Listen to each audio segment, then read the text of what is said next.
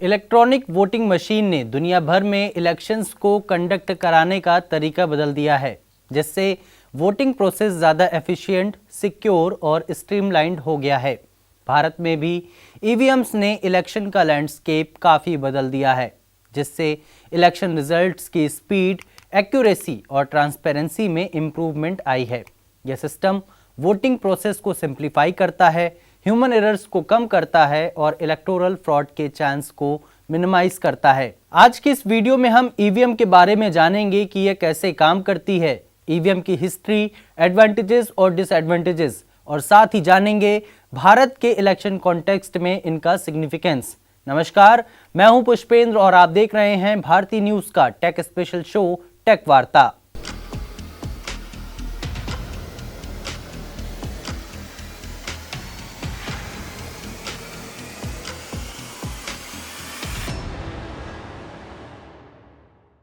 सबसे पहले जानते हैं इलेक्ट्रॉनिक वोटिंग मशीन क्या है।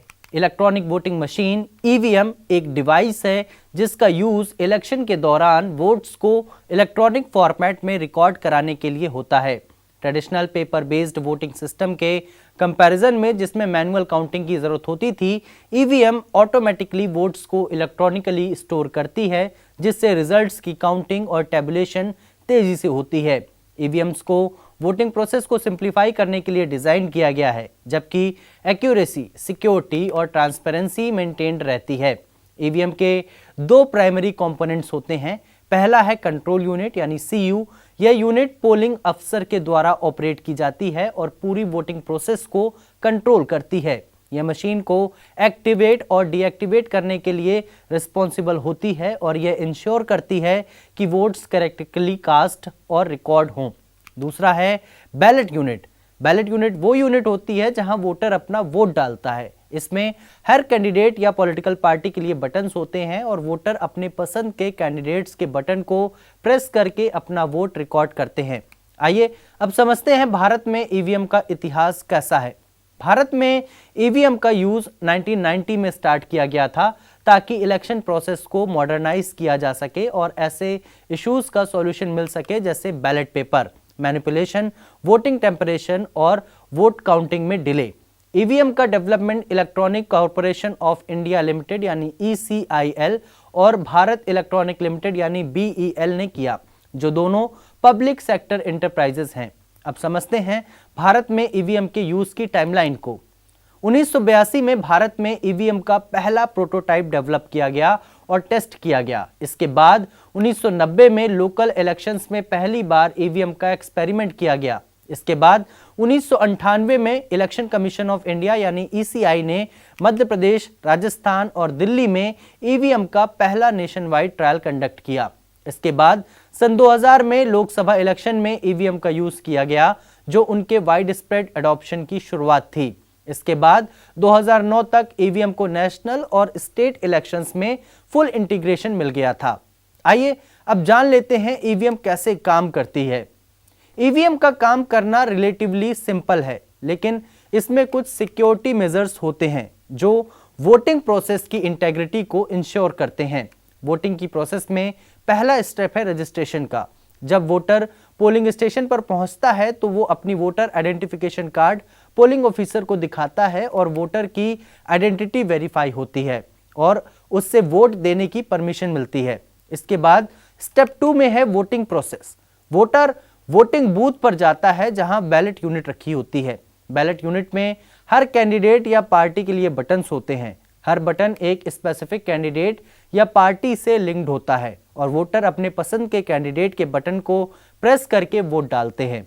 इसके बाद स्टेप 3 में वोट रिकॉर्डिंग होती है। जैसे ही बटन प्रेस होता है, ईवीएम ऑटोमेटिकली वोट को रिकॉर्ड कर लेती है। मशीन एक बीप साउंड करती है ताकि यह कंफर्म हो सके कि वोट रिकॉर्ड हो गया है। वोट मशीन की मेमोरी में स्टोर होता है, जो टेम्पर प्रूफ और इनक्रिप्टेड होती है ताकि अनऑथराइज्ड एक्सेस ना हो सके। आखिरी और चौथे स्टेप में वोट कास्टिंग होते हैं। वोट डालने के बाद वोटर बूथ से बाहर निकलता है और मशीन अगले वोटर के लिए रीसेट हो जाती है और यह प्रोसेस हर वोटर के लिए रिपीट होती है। दूसरी तरफ कंट्रोल यूनिट के रोल को समझना भी जरूरी है। कंट्रोल यूनिट ईवीएम का की कंपोनेंट होता है जो इलेक्शन के दौरान सही फंक्शनिंग को इंश्योर करता है। यह यूनिट वोटिंग प्रोसेस को एक्टिव करने और इलेक्शन डेटा को मैनेज करने के लिए रिस्पॉन्सिबल होती है। यह यूनिट सिर्फ पोलिंग ऑफिसर के पास होती है और यही डिवाइस बैलेट यूनिट को कंट्रोल करती है। कंट्रोल यूनिट को एक सिक्योर डेटा ट्रांसफर सिस्टम से लिंक्ड किया जाता है जो वोटिंग प्रोसेस में किसी भी अनऑथराइज्ड चेंज को रोकता है। इसके अलावा कंट्रोल यूनिट में एक जीरो वोट फीचर होता है जो यह इंश्योर करता है कि वोटिंग स्टार्ट होने से पहले कोई भी वोट रिकॉर्ड ना हो या किसी भी तरह की मैनिपुलेशन को एलिमिनेट कर देता है। आइए अब ईवीएम के फायदे भी समझ लेते हैं। ईवीएम के एडॉप्शन से भारत के इलेक्शन में कई फायदे हुए हैं, जैसे स्पीड और एफिशिएंसी, और इसमें सबसे पहले है faster results. EVM voting result को फास्ट डिक्लेयर करने में हेल्प करती है क्योंकि काउंटिंग प्रोसेस ऑटोमेटेड होती है। इससे रिजल्ट्स जल्दी और एक्यूरेटली अनाउंस किए जा सकते हैं, जिससे कैंडिडेट्स और वोटर्स का वोटिंग टाइम कम होता है और इसके आ जाने से मैनुअल काउंटिंग की जरूरत भी नहीं पड़ती। पेपर बैलेट्स के कंपैरिजन में, जिसमें मैनुअल काउंटिंग की जरूरत होती थी, ईवीएम ऑटोमेटिकली हर कैंडिडेट के वोट को काउंट कर लेती है। इससे काउंटिंग के दौरान ह्यूमन एरर की पॉसिबिलिटी भी एलिमिनेट हो जाती है। दूसरे नंबर पर है सिक्योरिटी और ट्रांसपेरेंसी।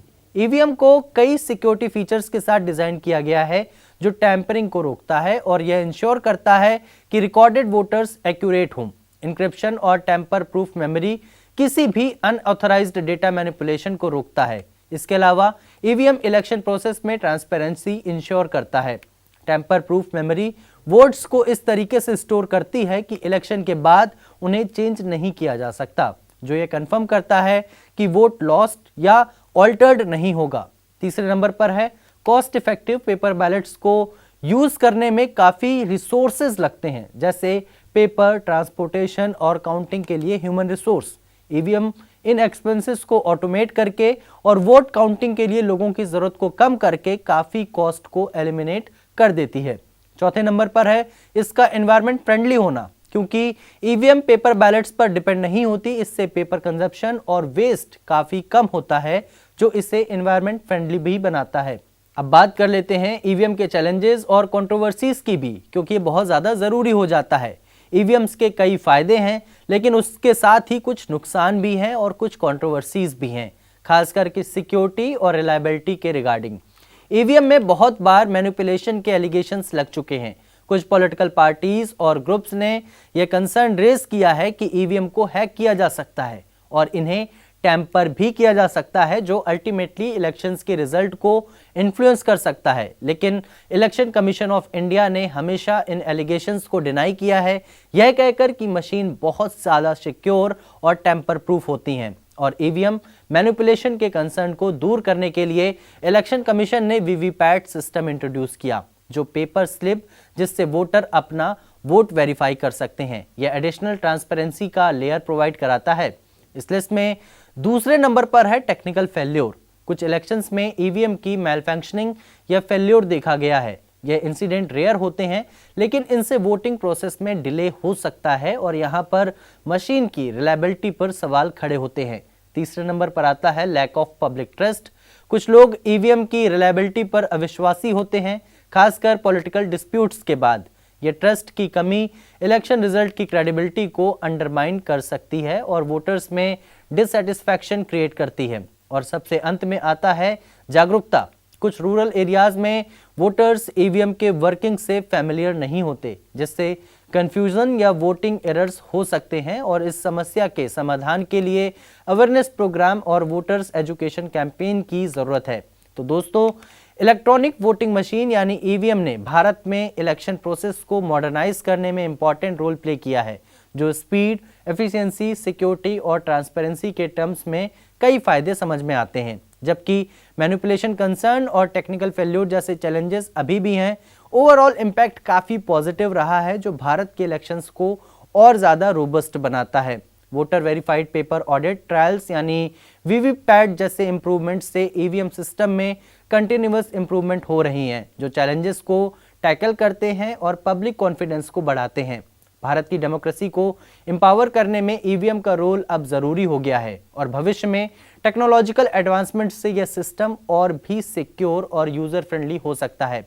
उम्मीद है आपको हमारी ये ईवीएम स्पेशल टेक वार्ता पसंद आई होगी। अगर इससे जुड़े हुए आपके कुछ सवाल हैं तो हमें कमेंट सेक्शन में लिखकर बताएं।